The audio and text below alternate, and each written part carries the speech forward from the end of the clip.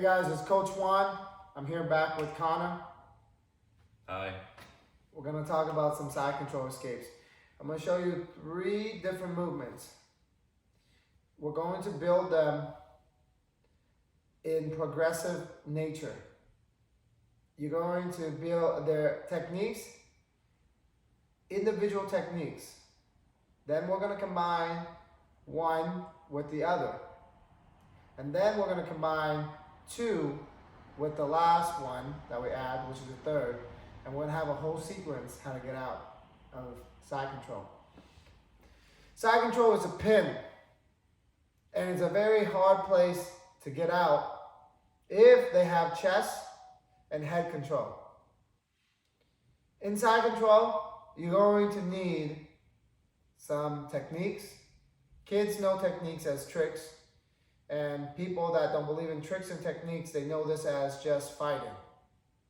You're going to need to know how to either know techniques, tricks, or know how to fight to get out of here. When I say fighting, you're going to need some explosive power, you're going to need some grit, and you have to have a strong mind. The other person on top is now trying to keep their weight on top of you, on top of your chest. Their hand is across your face, and they're going to try to hold on to the grip that they have. So making this a very difficult place when you're on the bottom.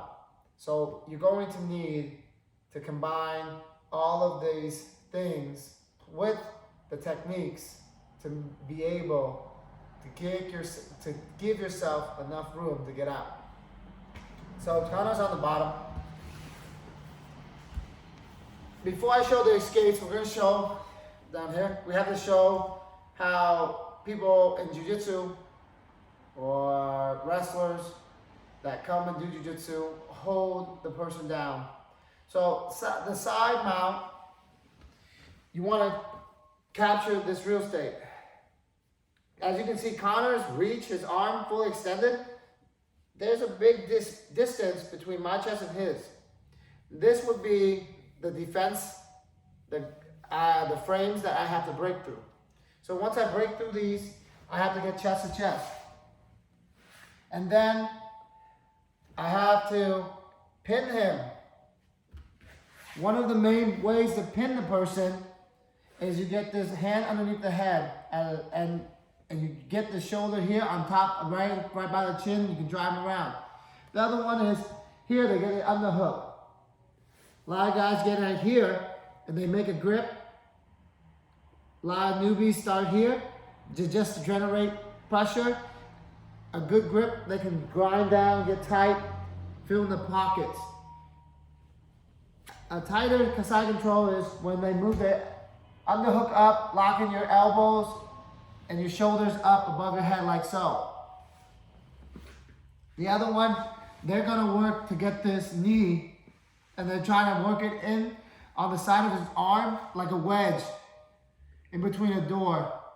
Now this free knee by the hips is going to be making contact with the body. So the person on top is getting a sense of touch so that common sense is telling them that this knee is coming in. So they have to turn their hips away so they don't get one leg captured like a half guard, like so. So this knee is keeping in touch with the body just to see what the person on bottom is doing. Here, you're pinning the shoulders, you're driving, you're smashing. This is a great dominant position. And if you're playing by points, you get 3 points here if you hold the person down. So we're gonna get out of that situation, okay? So Connor, let's switch spots. Pin me over here. So right here we don't want our elbows out to the side, okay? A lot of times when we start the match, if someone quickly passes, you're gonna hug them. You wanna hug them. That's a normal reaction for all people that start doing jiu-jitsu. They just feel like they need to hug the person. Connor, get away. See, they think hugging the person does them good, but technically Connor doesn't need to get away. He can just pin me. Connor's goal is to pin me. So when I'm hugging him, I'm helping him make the pin tighter. So you don't want to be obsessed with just keeping the person tight here. This method is that it's going to help those that like to grab here to control, because you don't want them to move. They just got past your guard, you got here and you're keeping them tight. Like so. So what I'm going to do next is, watch. I'm going to do a push and pull. I hold them here. I'm going to grab like tight here, and I'm going to push this way with this my left hand first. We'll go like this. He's going to stay heavy. He's going to sit back. Yeah, he's going to stay heavy. But now I can feel him coming back. So watch what I do. This hand goes here. This hand goes here. So I go like this. And he comes back. I go like this. He comes back.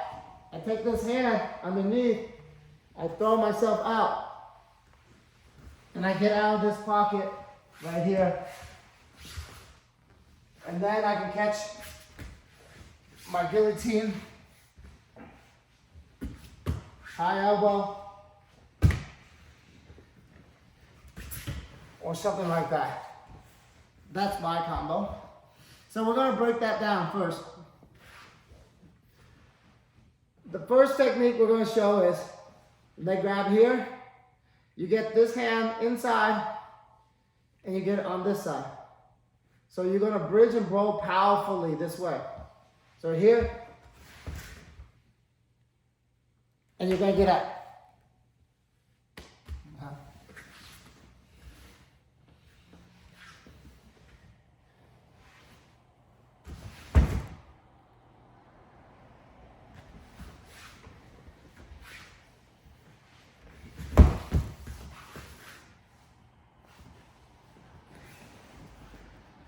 Technique number 2 to make this work. Watch. Now. So now, he won't let you get the hand in here. Turn this way. I can't get my hand in here. So it's over here actually.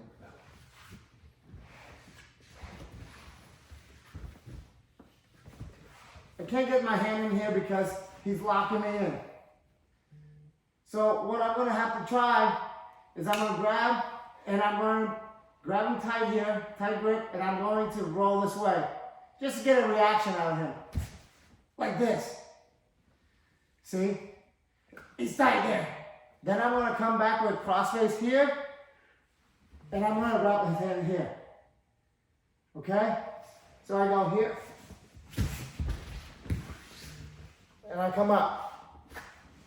One more time. This way. This way. This way.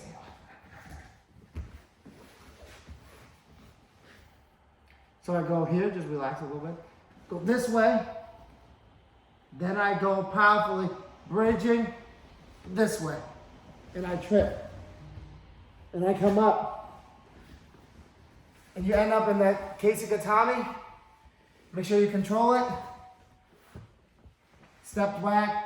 I like to go to full mount with that.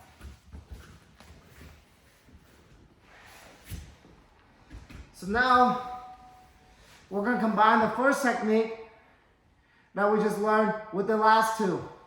So right here, grabbing, and I'm pushing this way. Let me get some movement. Boom, right there. You see I made him move? Then I come back like this. He blocks. He comes back right here. But when he comes back, I have space now. I have space with this hand.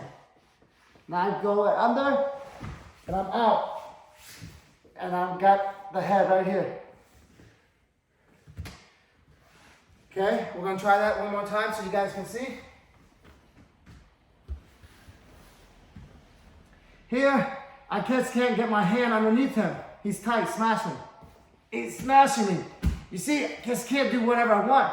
See, stop my elbow from moving in. He's switching, switch your hips. Keep the grip, switch your hips. Yeah, right, the other way too. And right here, see, I can't get it in.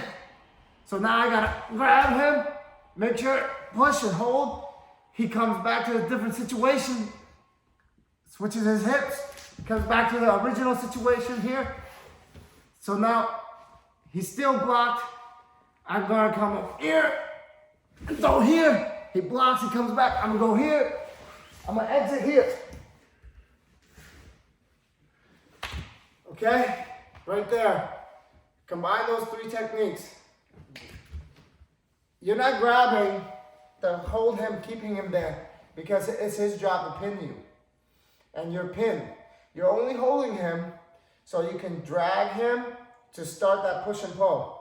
So you hold him and then you push in that direction of the head. Then when he comes back with his weight, that's something that you can feel. You toss him with your power, he comes back, and then when he comes back, that's when you go to the crossface and you set up the trip by his ankle there. Then he stops himself. And he comes back. You have now space for that free elbow to catch the other side, and you find your exit out. Try that at home. Add this into your game. It's a great combo that helps you get out of a really bad spot. It helped me a lot, so hopefully it'll help you. Thank you, Connor.